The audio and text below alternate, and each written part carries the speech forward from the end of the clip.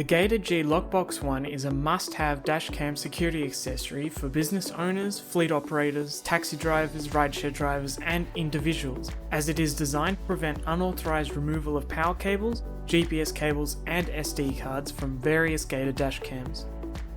Some of its features include: the lockbox is suitable for various Gator dashcam models. It includes everything you need to secure your dashcam. The Gator lockbox can prevent any cabling from being removed from the dashcam.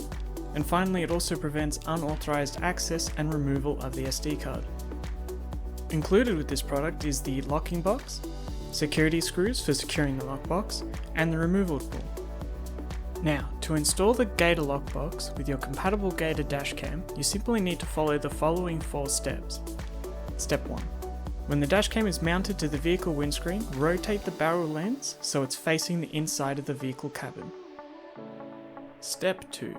Feed the power cable and rear camera cable, if you have a compatible model, through the lockbox and slide it into place. Then plug the cables into the dashcam.